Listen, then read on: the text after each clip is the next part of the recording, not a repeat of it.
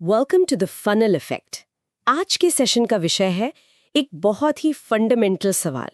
React में हम जो कंपोनेंट्स लिखते हैं वो आखिर स्क्रीन पर दिखते कैसे हैं? ये जो पूरी प्रक्रिया है ना, कोड से लेकर पिक्सल तक, जिसे रेंडर और कमिट कहते हैं, आज हम इसी की गहराई में उतरने वाले हैं। हमारे पास इसके लिए रिएक्ट की जो ऑफिशियल डॉक्यूमेंटेशन है उसी से कुछ ज़रूरी हिस्से हैं और हमारा लक्ष्य है कि इस प्रक्रिया के जो मुख्य चरण हैं, इसकी जो बारीकियां हैं, उन्हें सरल भाषा में समझें।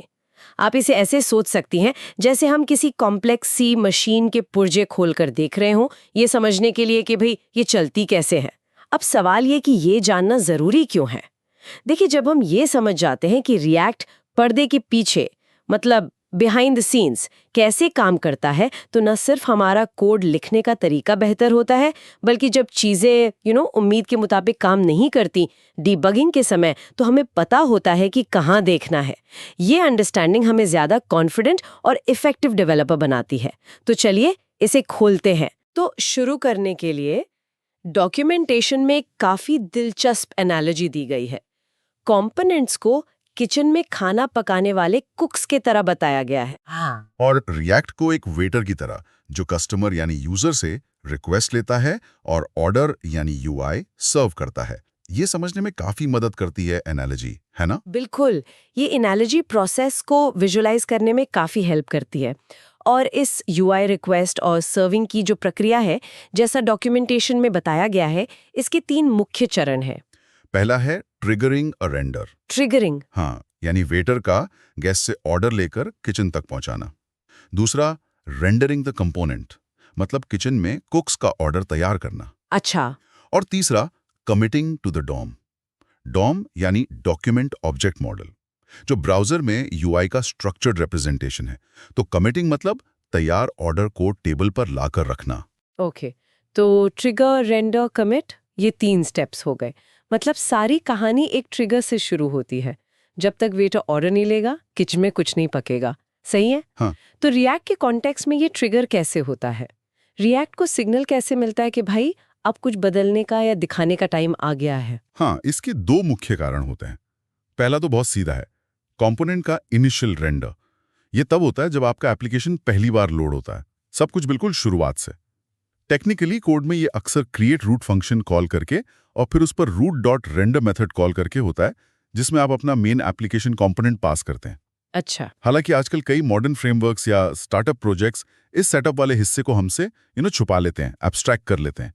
हमें सीधे इन फंक्शन से डील नहीं करना पड़ता, पर पर्दे के पीछे यही हो रहा होता है। दूसरा कारण जो ज्यादातर समय होता है और जिसके कारण यूआई डायनामिक बनता है, वो है स्टेट अपडेट।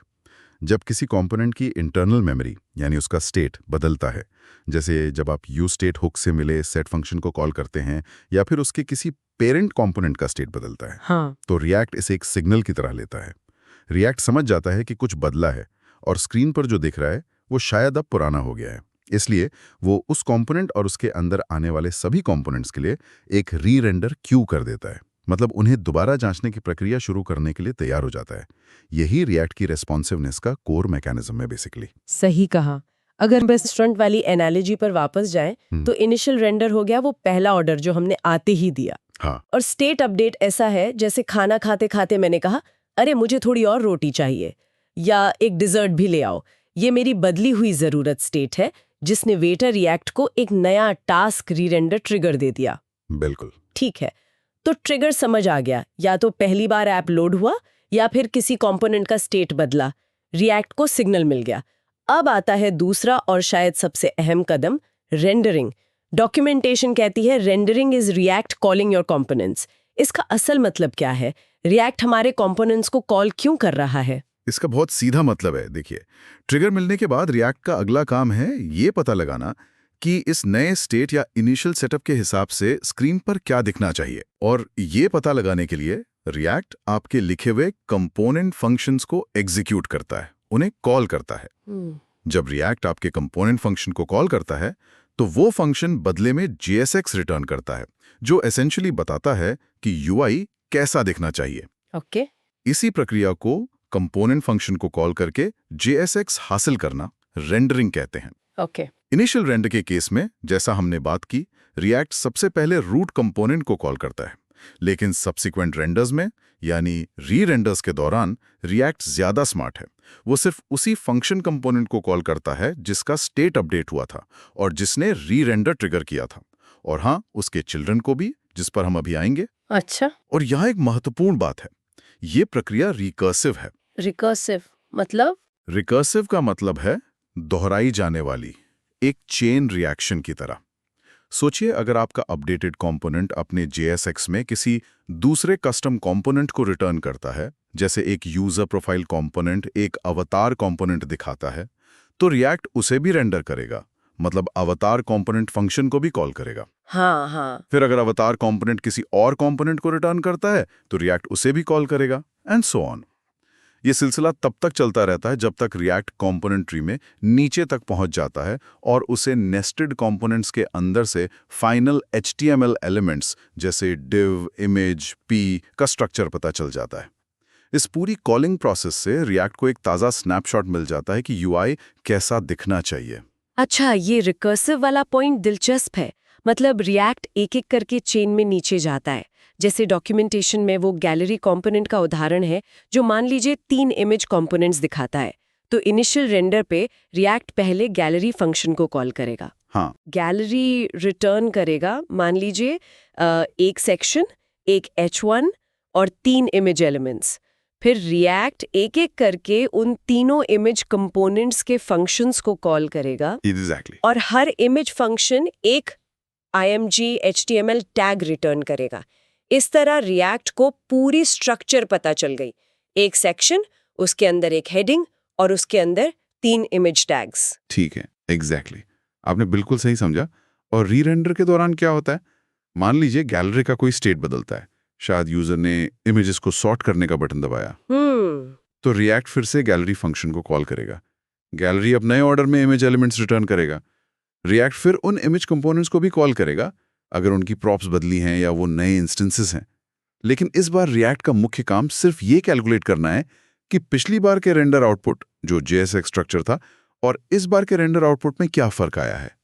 अच्छा, डिफरेंस कैलकुलेशन। हाँ, कौन सी प्रॉपर्टीज बदली हैं, क्या कोई एलिमेंट हटा है, क्या कोई नया एलिमेंट जुड़ा है, ये सारी जानकारी रिएक्ट जमा करता है। लेकिन ध्यान दें, वो इस कैलकुलेशन के आधार पर डॉम को तुरंत नहीं बदलता। ओके। ये सारे कैलकुलेशंस और डिफरेंसेस वो अगले फेज के लिए संभाल कर रखता है, जिसे कमिट फेज कहते हैं। रेंडरिंग फेज सिर्फ हिसाब किताब का फेज है। यहीं पर डॉक्यूमेंटेशन एक बहुत जरूरी बात पर जोर देती है। रेंडरिंग हमेशा एक प्योर कैलकुलेशन होनी चाहिए। ये प्योर शब्द सुनने में टेक्निकल लगता है, इसका प्रैक्टिकल मतलब क्या है और ये इतना जरूरी क्यों है भाई? हाँ। ये फंक्शनल प्रोग्रामिंग से लिया गया एक कॉन्सेप्ट है और रिएक्ट कंपोनेंट्स के कॉन्टेक्स्ट में ये बेहद महत्वपूर्ण है। प्योर फंक्शंस की 2 मुख्य विशेषताएं होती हैं और आपके कंपोनेंट्स को इन नियमों का पालन करना चाहिए। ओके, क्या है वो? Same inputs, same output. इसका मतलब है कि अगर आप किसी कंपोनेंट को समान प्रॉप्स और स्टेट यानी इनपुट्स के साथ रेंडर करते हैं, तो उसे हमेशा, हर बार, बिना किसी एक्सेप्शन के बिल्कुल वही JSX यानी आउटपुट रिटर्न करना चाहिए। डॉक्यूमेंटेशन की एनालॉजी शानदार है। अगर टमाटर वाले सलाद का ऑर्डर दिया है तो किचन से टमाटर वाला सलाद ही आना चाहिए, कभी प्याज वाला नहीं। कंसिस्टेंसी इसकी। हाँ, सही है। दूसरी विशेषता है it minds its own business, यानी कंपोनेंट फंक्शन को रेंडर होते समय अपने स्कोप के बाहर की किसी भी चीज को बदलना नहीं चाहिए। उसे रेंडर होने से पहले मौजूद किसी ऑब्जेक्ट या वेरिएबल को मॉडिफाई नहीं करना चाहिए। इसे साइड इफेक्ट्स न करना भी कहता है। अच्छा। जैसे रेस्टोरेंट में एक टेबल का ऑर्डर तैयार करते समय कुक को दूसरे टेबल के ऑर्डर में या किचन की किसी शेड चीज में बदलाव नहीं करना चाहिए। हर रेंडर अपने आप में सेल्फ कंटेन्ड होना चाहिए। और ये जरूरी क्यों है इतना? देखिए, अगर कंपोनेंट्स प्योर नहीं होते तो जैसे जैसे आपका एप्लीकेशन बड़ा और कॉम्प्लेक्स होता जाता है, आपको बहुत ही अजीब और अनप्रेडिक्टेबल बग्स मिलने लगते हैं। कंपोनेंट कभी सही चलता है, कभी गलत, और समझ नहीं आता क्यों। हाँ, होता है ऐसा। ये अक्सर इम्प्योर रेंडरिंग की वजह से होता है, जहां रेंडर के दौरान कोई बाहरी स्टेट बदल जाता है। ये प्योर फंक्शंस का कॉन्सेप्ट सिर्फ थ्योरेटिकल नहीं है। कई बार जो हार्ड टू फाइंड बग्स आते हैं ना, जहां कंपोनेंट अनप्रेडिक्टेबली बिहेव करता है, वो अक्सर इम्प्योर रेंडरिंग के कारण होते हैं। इसे समझना डीबगिंग में घंटों बचा सकता है। बाप रे। इसीलिए रिएक्ट हमें स्ट्रिक्ट मोड देता है। डेवलपमेंट एनवायरनमेंट में स्ट्रिक्ट मोड ऑन होने पर रिएक्ट जानबूझकर हर कंपोनेंट फंक्शन को 2 बार कॉल करता है। 2 बार क्यों? ताकि अगर आपका फंक्शन प्योर नहीं है, यानी उसमें साइड इफेक्ट्स हैं या वो सेम इनपुट पर अलग आउटपुट देता है, तो ये डबल कॉल अक्सर उन साइड इफेक्ट्स को उजागर कर देता है या अनएक्सपेक्टेड बिहेवियर पैदा करता है, जिससे आपको इम्प्यूरिटी पकड़ने में मदद मिलती है। ये तो सच में काफी काम की बात है, स्पेशली बड़े और कॉम्प्लेक्स एप्लीकेशंस के लिए। स्ट्रिक्ट मोड का इस्तेमाल करके डेवलपमेंट में ही ऐसी पोटेंशियल इश्यूज को पकड़ लेना बाद की बहुत सारी परेशानियों से बचा सकता है। अच्छा, रेंडरिंग की बात करते हुए परफॉर्मेंस का जिक्र भी आया है। आपने कहा कि री रेंडर ट्रिगर होने पर रिएक्ट उस कंपोनेंट और उसके सभी चिल्ड्रन को री रेंडर करता है, यानी कॉल करता है। हाँ, अगर स्टेट अपडेट कंपोनेंट ट्री में बहुत ऊपर होता है और नीचे बहुत सारे नेस्टेड कंपोनेंट्स हैं, तो क्या रिएक्ट वाकई उन सबको कॉल करता है? ये तो सुनने में इनएफिशिएंट लगता है। हाँ, आपका ऑब्जर्वेशन बिल्कुल सही है और ये एक कॉमन कंसर्न है। रिएक्ट का डिफ़ॉल्ट बिहेवियर यही है कि वो सेफ्टी और कंसिस्टेंसी के लिए अपडेटेड कंपोनेंट और उसके अंदर नेस्टेड सभी कंपोनेंट्स को री-रेंडर करता है, यानी उनके फंक्शंस को कॉल करता है। छोटे एप्लीकेशंस में इसका ज़्यादा पता नहीं चलता, लेकिन जैसा डॉक्यूमेंटेशन इशारा करता है, अगर अपडेट ट्री में बहुत ऊपर हुआ है और नीचे एक बहुत बड़ा और गहरा कंपोनेंट ट्री है, तो ये परफॉर्मेंस बॉटलनेक बन सकता है। सोचिए, हजारों कंपोनेंट्स के फंक्शंस को कॉल करना, भले ही उनमें से ज़्यादातर वही JSX रिटर्न करें जो पिछली बार किया था, फिर भी ये कैलकुलेशन फेज ही टाइम ले सकता है, CPU साइकिल्स कंज्यूम कर सकता है, भले ही अंत में डोम में ज़्यादा बदलाव ना हो। सही बात है। इसी सिचुएशन को हैंडल करने के लिए रिएक्ट हमें परफॉर्मेंस ऑप्टिमाइजेशन के लिए कुछ ऑप्ट-इन तरीके देता है, जिसका जिक्र डॉक्यूमेंटेशन के परफॉर्मेंस सेक्शन में है, जैसे react.memo HOC या useMemo hook। ये टेक्निक्स आपको रिएक्ट को बताने देती हैं कि अगर इस कंपोनेंट के प्रॉप्स नहीं बदले हैं तो इसे री-रेंडर करने की जरूरत नहीं है, पिछली बार वाला रिजल्ट यूज कर लो। अच्छा, मतलब हम रोक सकते हैं। हाँ, लेकिन यहाँ डॉक्यूमेंटेशन एक बहुत जरूरी चेतावनी भी देता है। डोंट ऑप्टिमाइज प्रीमैच्योरली, यानी बिना सोचे समझे हर जगह ऑप्टिमाइजेशन मत लगाइए। पहले मेजर करें, देखें कि क्या वाकई परफॉर्मेंस इशू है। अक्सर रिएक्ट का डिफॉल्ट बिहेवियर काफी एफिशिएंट होता है और बेवजह ऑप्टिमाइजेशन कोड को कॉम्प्लेक्स बना सकता है। Premature optimization is often the root of new problems. Right, ये प्रीमैच्योर ऑप्टिमाइजेशन वाली सलाह तो प्रोग्रामिंग में काफी सुनी है। तो बेसिकली रिएक्ट डिफॉल्ट में सब री-रेंडर करता है कैलकुलेशन के लिए। जरूरत पड़ने पर हम उसे रोक सकते हैं, पर तभी जब वाकई जरूरत हो। ठीक है, तो ट्रिगर हो गया, रेंडर यानी कैलकुलेशन और डिफरेंस फाइंडिंग भी हो गया। रिएक्ट को पता चल गया है कि क्या बदलना है, पर ये बदलाव असल में स्क्रीन पर दिखते कैसे हैं? अब आता है तीसरा और आखिरी कदम, कमिट फेज, जहां रिएक्ट डॉम में चेंजेस को लागू करता है।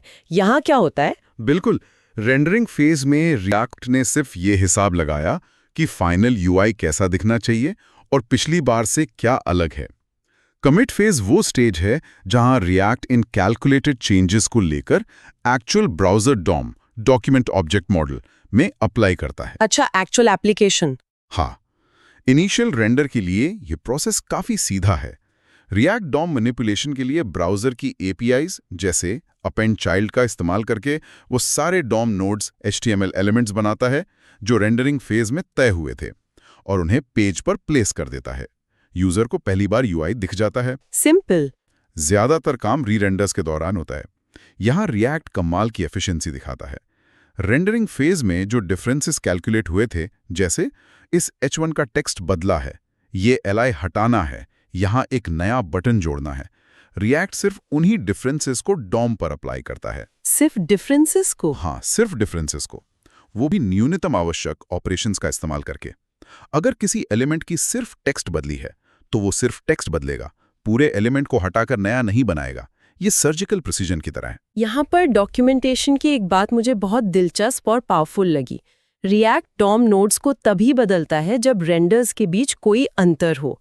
अगर रेंडरिंग फेज के कैलकुलेशन के बाद पता चलता है कि किसी कंपोनेंट का आउटपुट बिल्कुल वैसा ही है जैसा पिछली बार था, तो रिएक्ट उस हिस्से के डॉम को छूता भी नहीं है। प्रिसाइसली, ये रिएक्ट की परफॉर्मेंस और यूजर एक्सपीरियंस का एक बहुत बड़ा सीक्रेट है। डॉक्यूमेंटेशन में क्लॉक कंपोनेंट का उदाहरण बहुत अच्छे से इसे समझाता है। सोचिए, एक कंपोनेंट है जो हर सेकंड री-रेंडर होता है क्योंकि उसे पेरेंट से हर सेकंड नया टाइम प्रॉप मिलता है। हाँ, वो वाला एग्जाम्पल देखा था। उस कंपोनेंट में एक H1 है जो टाइम दिखाता है और साथ में एक इनपुट फील्ड भी है जहां यूजर कुछ टाइप कर सकता है। ओके। अब आप उस इनपुट फील्ड में कुछ टाइप करते हैं। हर सेकेंड कंपोनेंट री-रेंडर हो रहा है क्योंकि टाइम प्रोब बदल रहा है। रेंडरिंग फेज में रिएक्ट देखता है कि H1 का कंटेंट बदला है, नया टाइम, लेकिन इनपुट एलिमेंट JSX में पिछली बार की तरह उसी जगह पर मौजूद है और उसके प्रोब्स जैसे टाइप इक्वल्स टू टेक्स्ट भी नहीं बदले हैं। तो कमिट फेज में रिएक्ट क्या करेगा? वो सिर्फ H1 के टेक्स्ट कंटेंट को अपडेट करेगा। वो इनपुट डॉम नोड को बिल्कुल नहीं छुएगा। अरे, इसका नतीजा आपका टाइप किया हुआ टेक्स्ट इनपुट फील्ड में बना रहता है। वो हर सेकंड गायब नहीं होता। यूजर का स्टेट प्रिजर्व हो जाता है क्योंकि रिएक्ट ने डॉम को बेवजह नहीं छेड़ा। ये दिखाता है कि कमिट फेज कितना सिलेक्टिव और एफिशिएंट है। अरे वाह, ये वाकई कमाल का ऑप्टिमाइजेशन है। मतलब रिएक्ट सिर्फ जरूरत के हिसाब से बिल्कुल नपे तुले तरीके से डॉम को अपडेट करता है।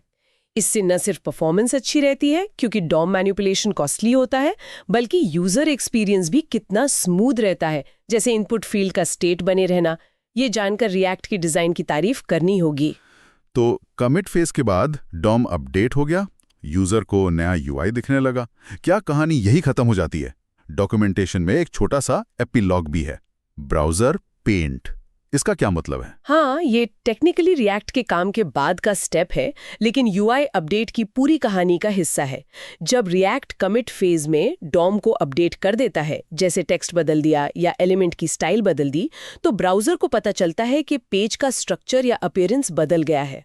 अच्छा, तब ब्राउजर का रेंडरिंग इंजन एक्शन में आता है और स्क्रीन पर पिक्सेल्स को रीपेंट करता है ताकि यूजर को वो चेंजेस दिखें। इसी प्रोसेस को ब्राउजर रेंडरिंग भी कहते हैं, लेकिन रिएक्ट डॉक्यूमेंटेशन इसे पेंटिंग कहना पसंद करती ताकि रिएक्ट के रेंडरिंग कंपोनेंट कॉलिंग फेज से कंफ्यूजन ना हो। ओके, डिस्टिंक्शन रखने के लिए। हाँ, तो रिएक्ट का काम डॉम अपडेट तक है, उसके बाद पेंटिंग का काम ब्राउजर संभालता है। समझ गई। रिएक्ट डॉम तैयार करता है, ब्राउजर उसे स्क्रीन पर पेंट करता है। चलिए, इस पूरी प्रक्रिया ट्रिगर, रेंडर, कमिट को जल्दी से रिकैप करते हैं ताकि की टेकअवेज याद रहें। तो संक्षेप में, रिएक्ट एप्लीकेशन में स्क्रीन पर दिखने वाला कोई भी अपडेट इन 3 मुख्य चरणों से गुजरता है। सबसे पहले ट्रिगर, ये या तो ऐप का इनिशियल लोड होता है या फिर किसी कंपोनेंट में स्टेट का बदलना। ट्रिगर के बाद आता है रेंडर फेज, जहां रिएक्ट हमारे कंपोनेंट फंक्शंस को कॉल करके ये पता लगाता है कि UI कैसा दिखना चाहिए। और यहां सबसे जरूरी बात याद रखनी है कि रेंडरिंग एक प्योर कैलकुलेशन होनी चाहिए, सेम इनपुट्स पर सेम आउटपुट, और कोई एक्सटर्नल मॉडिफिकेशंस यानी साइड इफेक्ट्स नहीं। इसी फेज में रिएक्ट ये भी हिसाब लगाता है कि पिछले रेंडर से क्या बदला है। और आखिर में आता है कमिट फेज, जहां रिएक्ट रेंडरिंग फेज में कैलकुलेट की गई चेंजेस को एक्चुअल ब्राउजर डॉम में अप्लाई करता है। और ये काम रिएक्ट बहुत एफिशिएंटली करता है, सिर्फ न्यूनतम आवश्यक बदलाव करके, ताकि परफॉर्मेंस बनी रहे और यूजर एक्सपीरियंस स्मूथ हो। और ये भी याद रखना उपयोगी है कि डेवलपमेंट के दौरान स्ट्रिक्ट मोड का इस्तेमाल करके हम इम्प्योर फंक्शन से होने वाली अनपेक्षित समस्याओं को जल्दी पकड़ सकते हैं, जिससे हमारा डीबगिंग टाइम बचता है। ये पूरी प्रक्रिया ट्रिगर, रेंडर, कमिट समझने के बाद एक दिलचस्प सवाल मन में आता है। जब हम रिएक्ट एप्लीकेशन की परफॉर्मेंस ऑप्टिमाइजेशन के बारे में सोचते हैं, तो अक्सर हमारा ध्यान रेंडरिंग फेज पर जाता है। कंपोनेंट्स को मेमो करना, री-रेंडर्स की संख्या कम करना, ये जरूरी भी है। हाँ, ज्यादातर यही करते हैं। बिल्कुल, लेकिन क्या कमिट फेज की एफिशिएंसी यानी रिएक्ट का डॉम को कम से कम छूने का तरीका उतनी ही महत्वपूर्ण नहीं है? अगली बार जब कोई UI इंटरेक्शन धीमा लगे या अपडेट में जैंक महसूस हो, तो ये सोचना दिलचस्प होगा कि असली बॉटलनेक कहाँ हो सकता है। क्या ट्रिगर देर से हो रहा है? क्या रेंडर फेज बहुत हैवी कैलकुलेशन कर रहा है? या कहीं कमिट फेज में अनजाने में ज्यादा डॉम मैनिपुलेशन तो नहीं हो रहा? इस पर विचार करना ऑप्टिमाइजेशन एफर्ट्स को सही दिशा दे सकता है। आप क्या सोचते हैं? Thank you for watching The Funnel Effect.